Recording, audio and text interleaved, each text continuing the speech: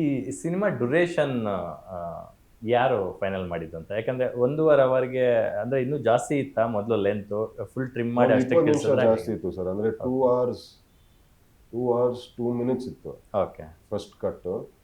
ನಾನು ಹೇಳ್ತಾ ಇರೋದು ಇದೆಲ್ಲ ಎಲ್ಲಾನು ಸೇರಿ ಓಪನಿಂಗ್ ಕ್ರೆಡಿಟ್ಸ್ Okay. ಅದೆಲ್ಲಾನು ಸೇರಿ ನಾನು ಹೇಳ್ತಾ ಇರೋದು. ಓಕೆ ಅಂಡ್ ಸೊ ನಾವು ಯಾವಾಗ ಸುದೀಪ್ ಸರ್ಗೆ ಅಂದ್ರೆ ದೀಪ್ ಮಾಮಗೆ ಈ ಸಿನಿಮಾ ತೋರಿಸಿದ್ನು, ಈ ಸೈಡ್ ಓಕೆ ನಾವು ಏನಾದರೂ ಒಂದು ಬೇರೆ ರೀತಿಯಲ್ಲಿ ಒಂದು ಎಡಿಟ್ ಪ್ಯಾಟರ್ನ್ ಟ್ರೈ ಮಾಡೋಣ, ನಿಮಗೆ ಇಷ್ಟ ಆದರೆ ಇಟ್ಕೊಳ್ಳಿ, ಇಲ್ಲಾಂದ್ರೆ ತೆಗೆದು ಬಿಸಾಕಿ, ಅದ್ರ ನೋ ಪ್ರಾಬ್ಲಮ್ ಅಂತ ಅವರು. And he loves editing, okay he loves editing. So ಅವ್ರು ಕೂತ್ಕೊಂಡ್ರು ಸಿನಿಮಾಗೆ ಒಂದು ಪರ್ಸ್ಪೆಕ್ಟಿವ್, ಈ ಒಂದು ಪರ್ಸ್ಪೆಕ್ಟಿವ್ ತರೋಣ ಸಿನಿಮಾಕ್ಕೆ ಅಂತ ಇದ್ದಿದ್ದು ಅವ್ರದ್ದು ಐಡಿಯಾ. ತಂದಾದ್ಮೇಲೆ ನಮ್ಗೆ ಎಲ್ಲರಿಗೂ ಇಷ್ಟ ಆಯ್ತು. ಫಸ್ಟ್ ಕೇಳಿದೆ ಡೈರೆಕ್ಟರ್ಗೆ, ನೋಡು ಚೆನ್ನಾಗಿ ಇದು ನಿನ್ನ ಸಿನಿಮಾ, ನಿನಗೆ ಇಷ್ಟ ಆದರೆ ಓಕೆ, ಇಲ್ಲಾಂದ್ರೆ ಬೇಡ, ನೀವು ಮಾಡ್ಕೊಡಿ, ನಿಮಗೆ ಯಾವ ಥರ ಎಡಿಟ್ ಮಾಡಬೇಕೋ ಮಾಡಿ. ಬಟ್ ನಮ್ಗೆಲ್ಲರಿಗೂ ಇಷ್ಟ ಆಯ್ತು. ಅವ್ರು ಆಯ್ಕೆ ಮಾಡ್ಕೊಂಡು ಮ್ಯೂಸಿಕ್ಕು ಅದು ಆ ಮೂಮೆಂಟ್ಸ್ ಕ್ರಿಯೇಟ್ ಮಾಡಿದ್ರು. ಸೊ ಅದು ತುಂಬಾನೇ ಹೆಲ್ಪ್ ಆಯ್ತು ನಮಗೆ.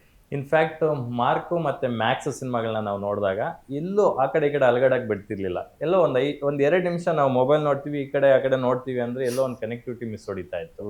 ಅದೇ ತರ ಮ್ಯಾಂಗೋ ಪಚಾಸ್ ಸಿನಿಮಾ ಕೂಡ ಎಲ್ಲೂ ನಮಗೆ ಆ ಕಡೆ ಈ ಕಡೆ ನೋಡಕ್ ಬಿಡಲ್ಲ. ಸಿನಿಮಾ ತುಂಬಾ ಎಂಗೇಜಿಂಗ್ ಆಗಿ ಓಪನಿಂಗ್ ಇಂದ ಎಂಡ್ ವರ್ಗೂ ತಗೊಂಡೋಗುತ್ತೆ. ಅಷ್ಟು ಕ್ರಿಸ್ಪಿ ಆಗಿ ಅಷ್ಟು ನೀಟಾಗಿ ಫಾಸ್ಟ್ ಫಾರ್ವರ್ಡ್ ಮೂವಿ ತರ ಇದೆ. Instagram reels, YouTube shorts times ಇದು ಬರೀತು ನಮ್ಗೆ ಅಟೆನ್ಷನ್ ಸ್ಪ್ಯಾನ್ ನಿಜವಾಗ್ಲೂ ಸೈಂಟಿಫಿಕ್ಲಿ ಪ್ರೂವನ್. ಒಂದು 3 seconds ನಿಮಗೆ ಅಟೆನ್ಷನ್ ಹೋಲ್ಡ್ ಆಗಿಲ್ಲ ಅಂದ್ರೆ ಹೋಯ್ತು. ನೆಕ್ಸ್ಟ್ ಒನ್ಸ್ ಮೊಬೈಲ್ ಒಬ್ಬ ಆಡಿಯನ್ಸ್ ತೆಗೆದು ಹಿಂಗೆ ಇಟ್ಕೊಂಡಿದ್ದಾನಂದ್ರೆ ಅಲ್ಲೇ 5 ನಿಮಿಷ ಹೋಗ್ಬಿಡುತ್ತೆ. ಏನೋ ಇನ್ನು ನೋಡ್ಕೊಂಡು ಮಾಡ್ಬಿಟ್ಟು. ಹೌದು. ಸೊ ಅಷ್ಟೇ ಅದಕ್ಕೆ ಸ್ಪೇಸ್ ಕೊಟ್ಟಿಲ್ಲ ನಿಮ್ಮ ಟೀಮ್. ಹೌದು, ಬಿಕಾಸ್ ನಮಗೇನಂದ್ರೆ ನಮಗೆ ಒಂದು ಥಿಯೇಟರ್ ಎಕ್ಸ್ಪೀರಿಯನ್ಸ್ ಅಂತ ಬಂದಾಗ that is where Charan Raj plays such an important role. ನಮ್ಮ cameraman he plays such an important role. ಪ್ರತಿ ಒಂದನ್ನು ಗ್ರಿಪ್ಪಿಂಗ್ ಆಗಿದೆ. ನಮಗೆ ಒಂದು ಶಾರ್ಟನ್ನು ಯಾವುದೋ ಲೂಸ್ ಶಾರ್ಟ್ ಅನ್ಸಲ್ಲ ಸಿನಿಮಾದಲ್ಲಿ. ಅಂದ್ರೆ ಬೇಕಿತ್ತ ಶಾರ್ಟ್ ಇದೆ, ಪ್ರತಿ ಒಂದು ಶಾರ್ಟಲ್ಲಿ ಏನೋ ಒಂದು ವಿಷಯ ನಡೆಯುತ್ತಲ್ಲಿ. ಸೊ ಅದಷ್ಟನ್ನು ಕೂರ್ಸೋದು ಇದೆಯಲ್ಲ ಸರ್, ಇವತ್ತಿನ ಜನ್ರೇಷನ್ ಇವತ್ತಿನ ಟೈಮಿಗೆ ಸಿಕ್ಕಬಡೆ ಕಷ್ಟ ಅದು. ಸೊ ನಮಗೆ ಅಂದ್ರೆ ಆ ಉದ್ದೇಶ ಇಟ್ಕೊಂಡು ನಾವು ಮಾಡ್ಲಿಲ್ಲ. ಅಂದ್ರೆ ಇಲ್ಲ ಇನ್ನು ಕಟ್ ಮಾಡೋಣ ಅಂತ ಆ ಉದ್ದೇಶ ನಮಗೆ ಎಷ್ಟಿತ್ತು, ಕತೆ ಎಷ್ಟು ಹೇಳ್ಬೇಕಿತ್ತು ಅಷ್ಟು ಹೇಳಿದೀವಿ. ಬಟ್ ನಮಗೆ ಏನಂದ್ರೆ ಇದು ಒಂದು ಆಡೆಡ್ ಬೋನಸ್. ನಮಗೆ ಆಕ್ಚುಲಿ ರನ್ ಟೈಮ್ ನಮಗೆ ಆಡೆಡ್ ಬೋನಸ್. ನಾವು ಪ್ಲಾನ್ ಮಾಡ್ಕೊಂಡಂತೂ ಮಾಡಲಿಲ್ಲ ಇದನ್ನ. It was an added bonus for us. ಮತ್ತೊಂದು ವಿಚಾರ ನಾನು ಇಂಪಾರ್ಟೆಂಟ್ ಕೇಳಲೇಬೇಕು. ಸುದೀಪ್ ಸರ್ ಪ್ರೀವಿಯಸ್ 2 ಸಿನಿಮಾಗಳನ್ನ ಕೂಡ ಪರಭಾಷಾ ಬ್ಯಾನರ್ಸ್ ಜೊತೆ ಮಾಡಿದ್ರು, ಮಾರ್ಕು ಮ್ಯಾಕ್ಸ್ 2 ಸಿನಿಮಾಗಳು. ಅದರಲ್ಲಿ out of the box production ಹೌಸ್ಗಳ ಜೊತೆ ಕೆಲಸ ಮಾಡಿದ್ರು ಕೂಡ ನಮ್ಮ ಕನ್ನಡಿಗರಿಗೆ ವೇದಿಕೆಗಳು ಕೊಟ್ಟರು, ಸುಮಾರು ಕಲಾವಿದರಿಗೆ. ಅದೇ ರೀತಿ ಪ್ರಿಯಾ ಮೇಡಮ್ ಅವರು ಮತ್ತು KRG ಸ್ಟುಡಿಯೋಸ್ ಸೇರಿಕೊಂಡು ಇವಾಗ ನಿಮ್ಮ ಸಿನಿಮಾದಲ್ಲೂ ಕೂಡ ಭಾವನಾ ರಮಣ್ ಅವರು ಇರ್ಬೋದು, ನಮ್ಮ ಮಯೂರ್ ಪಟೇಲ್ ಅವರು ಇರ್ಬೋದು, ಇವರಿಗೆಲ್ಲ ಅವಕಾಶ ಕೊಟ್ಟಿರ್ತಕ್ಕಂಥದ್ದು. ಮತ್ತು ವಿಲನ್ ರೋಲ್ ಮಾಡಿದಂತಹ ಏನು ಪ್ರಶಾಂತ್ ಹಿರೇಮಠ ಅವ್ರು ಇರ್ಬೋದು, ತುಂಬ ಚೆನ್ನಾಗಿ ಸ್ಕೋರ್ ಮಾಡಿದ್ದಾರೆ. ಜೈ ಅವರು ಇರ್ಬೋದು, ನಿಮ್ಮ ತಮ್ಮನ ರೋಲ್ ಮಾಡಿದಂಥವ್ರು. ಸೊ ಅವ್ರಿಗೆಲ್ಲ ಒಂದು ವೇದಿಕೆ ಕಲ್ಪಿಸ್ಕೊಡೋದಿಲ್ಲ, it's a great thing. Manjanna ಮಾತ್ರ ಬರೀ ಅಲ್ಲ, ಮಂಜಣ್ಣ ಆಸ್ಥಾನ ಕಲಾವಿದರು, ಅವ್ರು ಇಲ್ಲೇ ಇದ್ದಾರೆ, ನೋಡ್ತಿದ್ದಾರೆ, ಗೊತ್ತು ನನಗೆ. ಸಪ್ರೇಟ್ ಮಾತಾಡ್ತೀನಿ. ಈ ಥರದೊಂದು ಪ್ರತಿಭೆಗಳನ್ನ ಗುರುತಿಸಿ ಅವರಿಗೆ ಅವ್ರ ಟ್ಯಾಲೆಂಟ್ಗೆ ತಕ್ಕನಾಗ ಒಂದು ವೇದಿಕೆ ಕಲ್ಪಿಸ್ಕೊಡೋದಿಲ್ಲ, it's a great thing. So ಅದ್ರ ಬಗ್ಗೆ ಏನು ಹೇಳ್ತೀವಿ? ನಮಗೆ ಯಾವಾಗ ನಮ್ಮ ಸಿನಿಮಾನೇ ಡಿಫ್ರೆಂಟ್ ಆಗಿ ಕಾಣಿಸ್ಬೇಕು, ಸಿನಿಮಾನೇ ಡಿಫ್ರೆಂಟ್ ಆಗಿರ್ಬೇಕು ಅಂತ ಹೇಳಿದಾಗ that was the approach we took. ಅಂದರೆ ಒಂದು ಟಿಪಿಕಲ್ ಕಾಸ್ಟಿಂಗ್ ಬೇಡ, ಎಸ್ಟಾಬ್ಲಿಷ್ ಆಗಿರೋ ವಿಲನ್ಸ್ ಬೇಡ. ಓಕೆ, ಸೊ ನಮಗೆ for example Kajal also, Mayur sir also, ಅವ್ರಿಬ್ರು ಪೆಪ್ಪೆ ನೋಡಾದ್ಮೇಲೆ ನಮ್ಗೆ ಅನ್ಸುತ್ತೆ ನಿಜವಾಗ್ಲೂ ಏನು ಫ್ರೆಶ್ ಕಾಣಿಸುತ್ತೆ ಅಲ್ಲಿ. ಮಯೂರ್ ಸರ್ನ ಆಲ್ಮೋಸ್ಟ್ 10 ವರ್ಷ ಆದ್ಮೇಲೆ ನೋಡ್ತಾ ಇರೋದು ಸ್ಕ್ರೀನ್ ಮೇಲೆ. I loved it. Bhavana ma'am ಎಷ್ಟು ಟೈಮ್ ಆದ್ಮೇಲೆ ನೋಡ್ತಾ ಇದ್ವಿ ಸ್ಕ್ರೀನ್ ಮೇಲೆ. ಮಂಜಣ್ಣನ ಕ್ಯಾರೆಕ್ಟರ್ ಆಗಿದ್ರು ಕಂಪ್ಲೀಟ್ಲಿ ವೇರಿಯೇಷನ್. ಅಂದರೆ ಅವ್ರು ಮುಂಚೆ ಮಾಡಿದ ಪ್ರತಿಯೊಂದು ಕ್ಯಾರೆಕ್ಟರ್ಗೂ ಇದಕ್ಕೂ, ಅಂದರೆ ನೆನ್ನೆ ಶಿವಣ್ಣನೂ ಹೇಳಿದ್ರು, ಫುಲ್ ಡಿಫ್ರೆಂಟ್. ನಮಗೆ ಒಂದು ಹೊಸತನ, ಒಂದು ಹೊಸ ರೀತಿಯಲ್ಲಿ ಸಿನಿಮಾ ತೋರಿಸ್ಬೇಕಂತ ಹೇಳಿದ್ರೆ ನಮಗೆ ಹೊಸ ರೀತಿಯಲ್ಲಿ ಒಂದು ಆಯ್ಕೆ ಮಾಡ್ಕೊಬೇಕಾಗುತ್ತೆ ಜನನ, ಯುನೋ. ಬಿಕಾಸ್ ಅಲ್ಲಿ ಟಿಪಿಕಲ್ ಅಂದರೆ ಓಕೆ ಈ ವಿಲನ್ ನನಗೆ ಗೊತ್ತು, ಇವ್ನು ಹಿಂಗೆ ಮಾಡ್ತಾನೆ, ಲಾಸ್ಟಲ್ಲಿ ಹಿಂಗೆ ಹೋಗ್ತಾನೆ, ಎಲ್ಲೋ ಒಂದು ಕಡೆ ಫ್ಲಿಪ್ ಆಗ್ತಾನೆ ಇವನು, ಎಲ್ಲೋ ಒಂದು ಕಡೆ ಟ್ವಿಸ್ಟ್ ಕೊಡ್ತಾನೆ ಇವನು. ನಮಗೆ ಅದು ವರ್ಕೌಟ್ ಆಗ್ತಾ ಇರಲಿಲ್ಲ ಈ ಸಿನಿಮಾಕ್ಕೆ.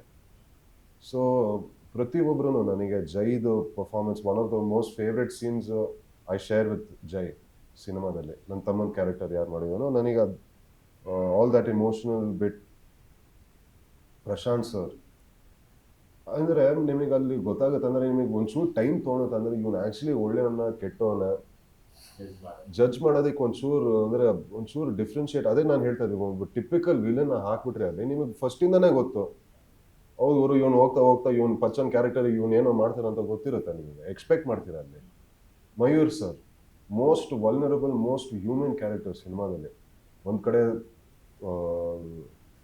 ಹೆಂಡತಿನೂ ಒಗ್ಗಿಸ್ಕೊ ಅವ್ರ ಕೈ ಆರ್ ಕೊಟ್ರೆ ಅತ್ತೆ ಕಡೆ, ಮೂರ್ ಕೊಟ್ರೆ ಸೊಸೆ ಈ ಕಡೆ. ಕಡೆ ಮಹೇಂದ್ರ ಕ್ಯಾರೆಕ್ಟರ್ನು ಒಂಥರ ಇದ್ ಮಾಡ್ತದ, ಮಧ್ಯದಲ್ಲಿ ಸಿಕ್ಕಾಕೊಂಡಿರೋ ಕ್ಯಾರೆಕ್ಟರ್, ತಮ್ಮ ಬಂದ್ಬಿಟ್ಟು ಇವನ ಮಿಸ್ಅಂಡರ್ಸ್ಟ್ಯಾಂಡಿಂಗ್, ಮೋಸ್ಟ್ ಹ್ಯೂಮನ್ ಕ್ಯಾರೆಕ್ಟರ್ಸ್.